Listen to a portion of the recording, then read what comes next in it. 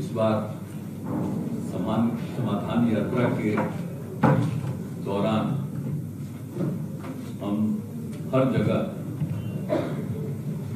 जीविका की दीदियों के साथ विचार विमर्श करते हैं और उसी सिलसिले में आज आप लोगों के साथ भी विमर्श के लिए हम यहाँ पर बैठे हैं। और इस कार्यक्रम में हमारे साथ उपस्थित हैं बिहार सरकार के माननीय मंत्री वित्त विभाग श्री विजय कुमार चौधरी जी, आईसी जिला के रहने वाले हैं माननीय मंत्री जल संसाधन विभाग संजय कुमार झा जी,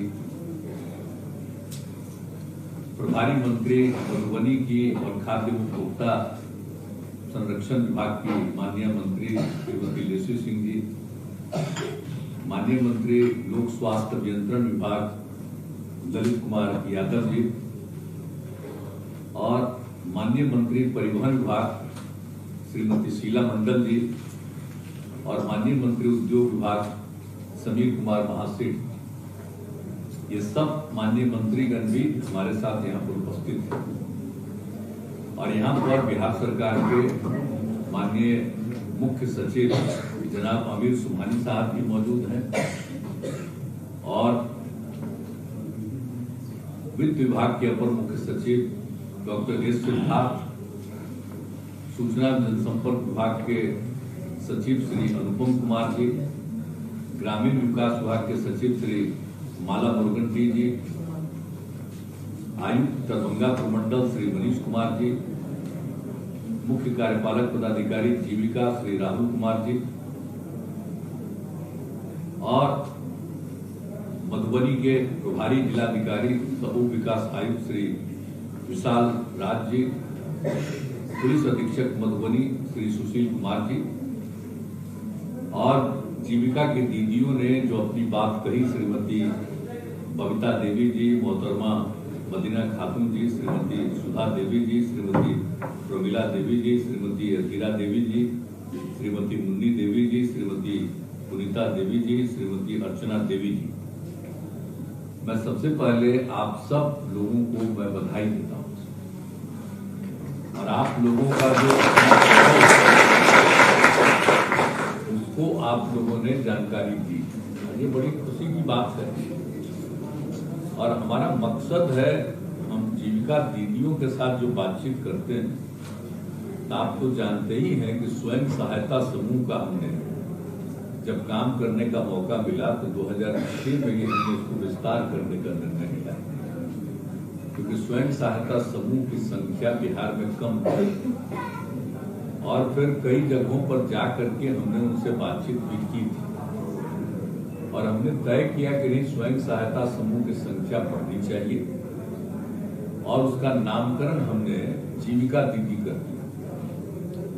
और उसके बाद सब जगह जा करके जिस तरह से लोगों को मदद करने के लिए हमने कर्ज लिया और लेकर के सब कुछ काम शुरू किया सरकार ने, और जो जीविका दीदियां आने लगी और स्वयं सहायता समूह की संख्या बढ़ने लगी, तो बड़ी खुशी की बात है। और उसी समय की बात है, उस समय जो केंद्र में सरकार थी, आप अभी की केंद्र सरकार नहीं, ये उस समय की, तो उन लोगों को भी जब मालूम हुआ कि बिहार में स्वयं सहायता समूह की संख्या बढ़ रही है और उसका नामकरण इन लोगों ने जीविका दीदी कर दिया है, तो वहां के केंद्र के मंत्रीगण भी आए और बातचीत किया और फिर हमने सबके साथ उनका जो उस समय थी शुरू में उनके साथ जो उनकी बातचीत हुई तो बड़ा लोग प्रसन्न थे और जो कहा कि बिहार में भाई जीविका का काम तो जीविका दीदी तो बड़ा ठीक है और यहाँ की जीविका दीदियां दूसरे राज्यों में जाकर के ट्रेनिंग में भी चली गई। इतना अच्छा शुरू से ही हुआ और शुरुआती दौर में भी जो अलग अलग तरह का काम दे रहे थे सब कितना बढ़िया से कर रही थी, तो उससे प्रभावित होकर के उन लोगों ने स्वयं सहायता समूह के स्थान पर उसका नामकरण भारत सरकार ने उस समय आजीविका कर दिया। अब आजीविका मतलब बिहार की जीविका देश भर में आ जाए, इसलिए आजीविका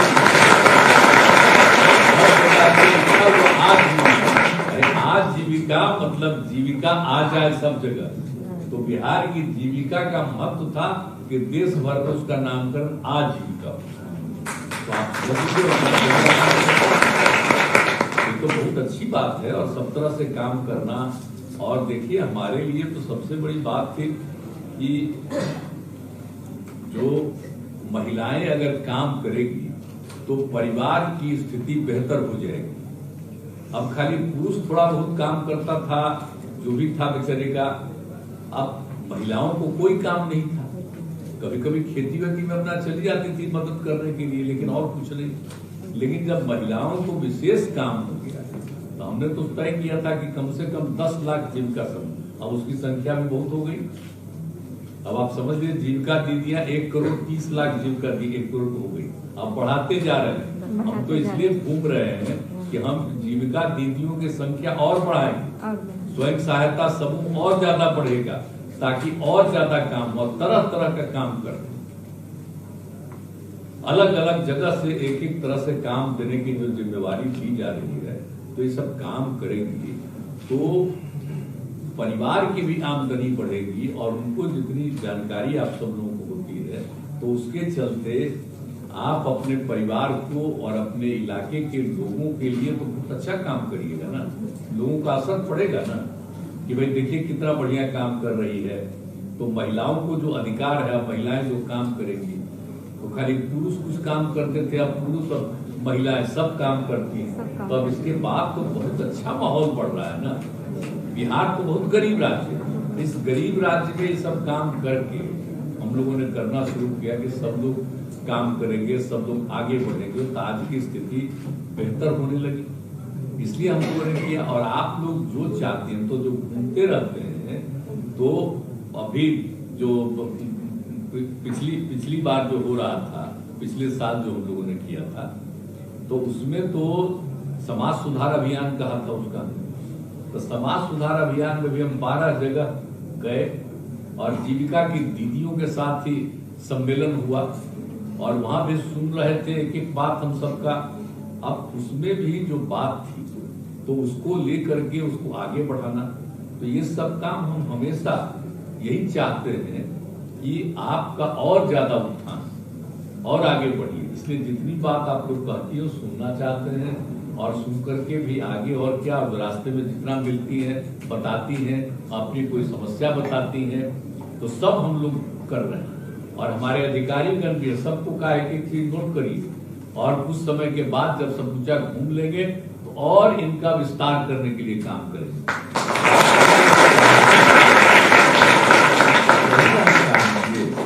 हम कहा शराबबंदी लागू कर पाते, लेकिन जब 15 में आप ही लोगों का एक सब चल रहा था पटना में, तो उसी में हम बोल करके जब बैठ गए, तब खड़ी हो गई जीविका दीदियां कि शराबबंदी लागू कर दीजिए, शराब बड़ा बुरा चीज है, लागू कर दीजिए। तब फिर हम कहे कि अरे ये भी थी, ये थी मीटिंग में, तो ये सब कह रही थी कि यही कह रहे हैं कि हाँ।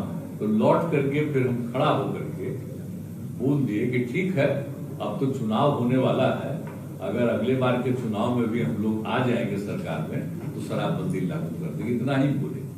और उसका फिर आ गए हम लोग। तो जब सब हम लोगों ने तय किया और लागू कर दिया उसको, देख लीजिए लागू कर दिया। सब पार्टी के लोगों ने भी समर्थन कर दिया और सब लोग संकल्प लिया। लेकिन आजकल देखिए सब काम कितना बढ़िया करिएगा तो कुछ तो गड़बड़ करने वाला होता ही ना है। अब आजकल जो हम लोगों से अलग हो गए हैं, तो आजकल क्या बोल रहे हैं? अब पहले अलग थे तब भी समर्थन किया, अब आजकल फिर कुछ बोल रहे हैं, कहाँ कैसे हो रहा वैसे हो रहा। अरे भाई जब गड़बड़ चीज है शराब, और उसी में कोई पिला देता उसको जहरीला शराब, और उसी में मर जाता है। अर्थात पी रहा था शराब तबे न मरता है, पीना नहीं ना चाहिए। यही तो है उदाहरण कि अगर पियोगे तो मरोगे, मत पियो। तो इसीलिए इस बात के लिए जो आप लोगों ने शुरू किया उसको हम लोगों ने किया, और अब देखिए शराब पीने वालों की संख्या बहुत कम हो गई। हाँ, बहुत कम। हम 1918